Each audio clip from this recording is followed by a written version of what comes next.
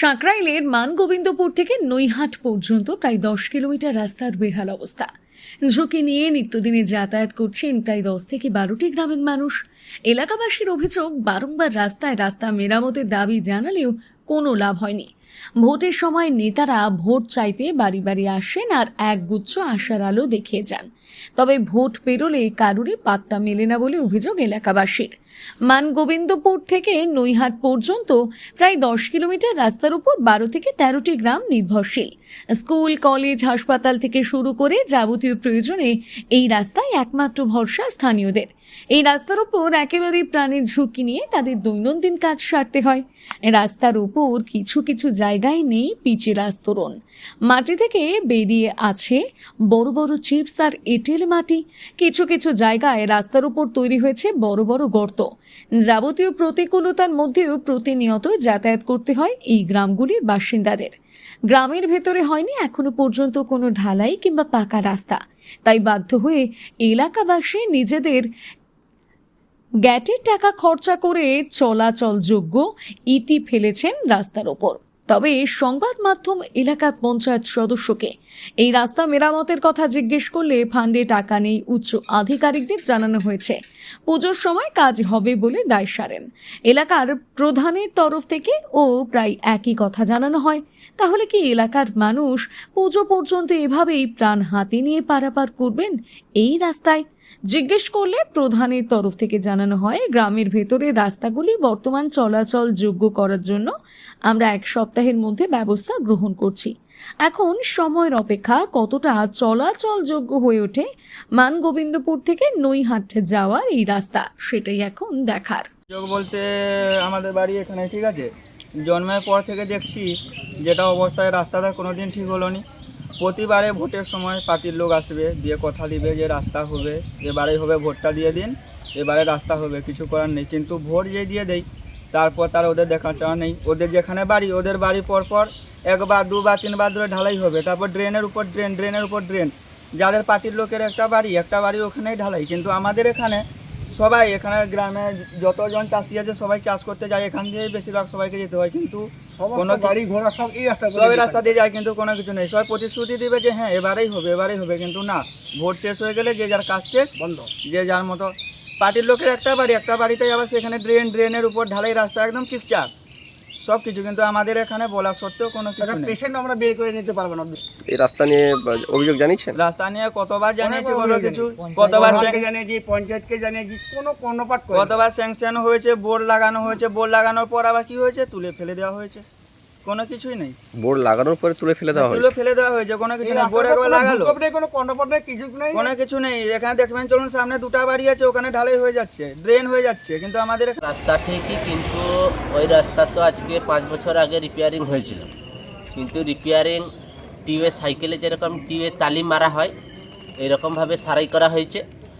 আর বর্তমান শাসক দলের অবস্থা তো জানেন, ওদের তো চুরি চামারি ছাড়া আর কোনো কাজ নেই। ওদের এই রাস্তা তৈরি করতে গিয়ে বহু নেতা টাকা খেয়েছেন, এবং তার প্রমাণ হিসাবে দেখবেন আমাদের এই রাস্তাটায় কোনো জায়গায় পুকুর হয়ে গেছে। যদি আমরা মাছ সেখানে চাষ করার কথাও ভাবি তাহলেও হবে, এইটা তার নমুনা। আর নিত্য যাত্রীদের যা দুর্ভোগ সে কথা তো বলে লাভ নেই। যদি ধরুন একটা প্রসূতি মা বাচ্চা জন্ম দিবে বলে সঙ্গে সঙ্গে তাকে কোথাও নিয়ে যেতে হয়, তাহলে সেই পরিবেশ কিন্তু আমাদের এখানে নেই, এবং সেই রাস্তাও সেরকম নেই। অতএব খুব দুর্ভোগ এবং আশঙ্কাজনক অবস্থার মধ্যে আমরা প্রতিনিয়ত যাতায়াত করি। এই রাস্তার উপর কেন্দ্র করে কতগুলি গ্রাম রয়েছে আনুমানিক? আমাদের এই রাস্তাকে কেন্দ্র করে ধরুন 13টা গ্রাম রয়েছে। আপনার নাম? আমার নাম দেবাশিস ঘোষ। আপনার এলাকা? লাউদহ।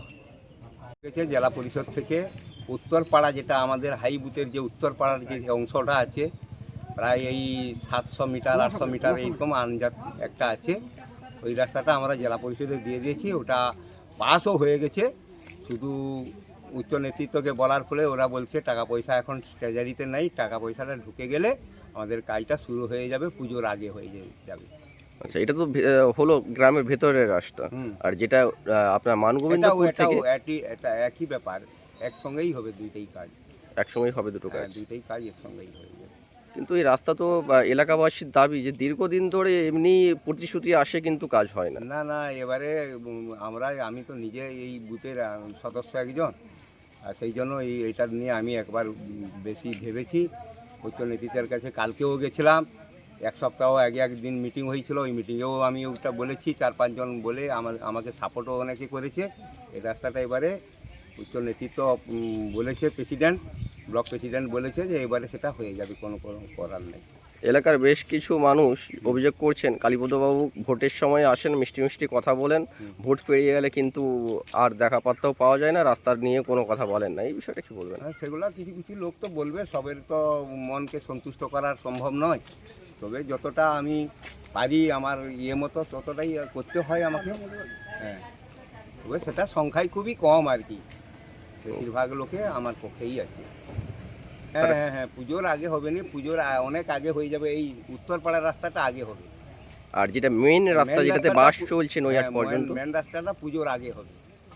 আচ্ছা, কালীপদ ঘোষ। আপনি কোন এলাকার পঞ্চায়েত? আমি Laudaha হাইবুথ।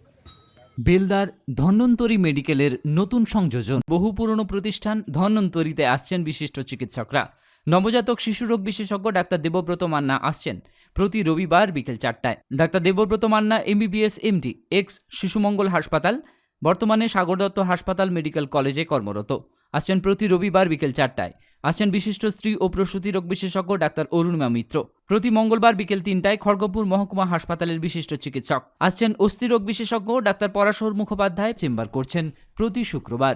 MBBS doctor of অর্থো WBUHS, trend consultant orthopaedic, trauma and joint replacement surgeon.